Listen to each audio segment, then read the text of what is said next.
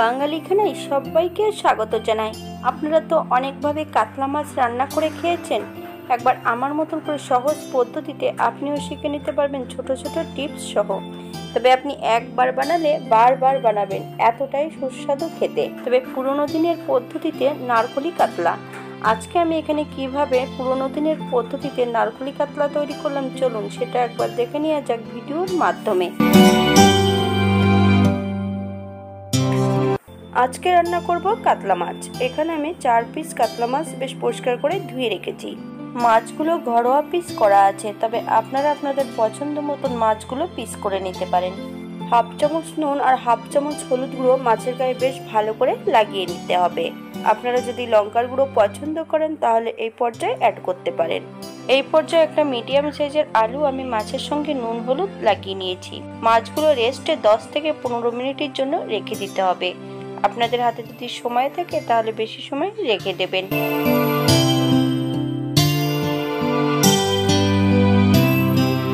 একটা কড়াইতে বেশ কিছুটা সরষের তেল অ্যাড করব। তেল গরম হওয়া পর্যন্ত অপেক্ষা করতে হবে। এই পর্যায়ে হাফ চামচ নুন অ্যাড করব, যাতে কড়াইয়ের নিচটাতে মাছ ভাজার সময় লেগে না যায়। এই পর্যায়ে মাছগুলো এক এক করে তেলের মধ্যে অ্যাড করতে হবে। উল্টিয়ে পাল্টিয়ে 4 থেকে 5 মিনিটের মতন ভেজে নিলেই হবে। তবে আপনারা আপনাদের পছন্দ মতন মাছগুলো ভেজে নিতে পারেন।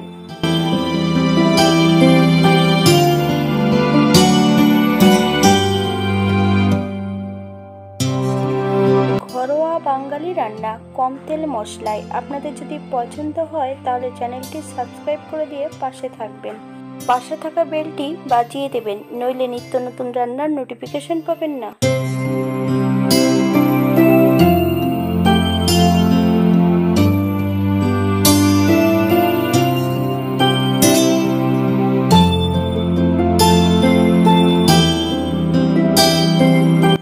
এই পর্যায়ে আমি সম্পূর্ণ মাছগুলো ভেজে নিয়েছি। এক এক করে মাছগুলো তেল থেকে এবার তুলে নিতে হবে।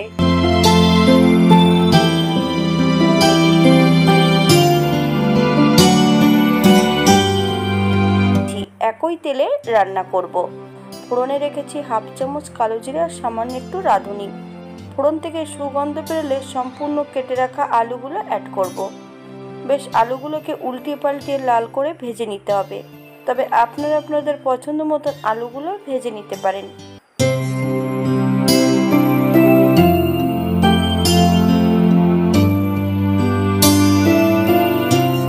এই পর্যায়ে বেশ কিছুটা বাটা মশলা অ্যাড করব।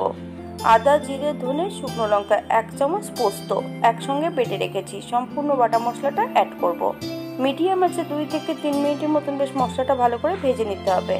হাফ চামচ নুন আর হাফ চামচ হলুদ গুঁড়ো অ্যাড করব। আপনারা স্বাদ অনুসারে নুনটা অ্যাড করবেন। এই পর্যায়ে মশলা দেওয়া বাটি থেকে সামান্য একটু জল অ্যাড করব। মশলা থেকে যতক্ষণ তেল না ছাড়বে ততক্ষণ বেশ ভালো করে মশলাটা কষিয়ে নিতে হবে। তবে মশলা কিন্তু কষাতে হবে মিডিয়াম আছে। হাই ফ্লেমে মশলা কষালে অনেক সময় পুড়ে যেতে পারে। মশলা কষানোর এই পর্যায়ে ভেজে রাখা সম্পূর্ণ মাছগুলো অ্যাড করব। মাছ ও মশলা সহ বেশ ভালো করে কষিয়ে নিতে হবে। হাফ কাপ নারকেলের দুধ অ্যাড করব। আপনারা যদি পছন্দ করেন তাহলে পরিমাণে বাড়িয়ে দিতে পারেন। আর অল্প করে জল অ্যাড করব। তবে আপনাদের যতটা গ্রেভির প্রয়োজন আপনারা ততটা জল অ্যাড করতে পারেন। হালকা হাতে নেড়ে চেড়ে বেশ মাছগুলো সেট করে দিতে হবে। মিডিয়াম আঁচে 4 থেকে 5 মিনিটের জন্য ঢাকা দিয়ে রেখে দেব, যাতে আলুগুলো সেদ্ধ হয়ে যায়।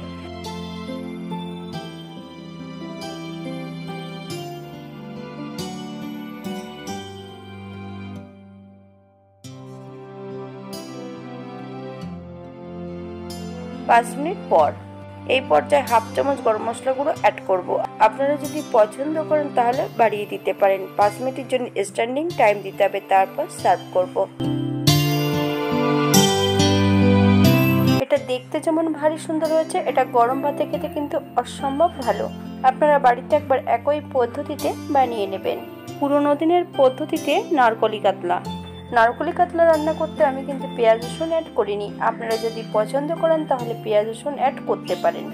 আজকের ভিডিওটি এই পর্যন্ত। সবাই সুস্থ থাকবেন, ভালো থাকবেন। অন্যদিন নতুন রেসিপি নিয়ে আপনাদের সামনে আবার আমি হাজির হব।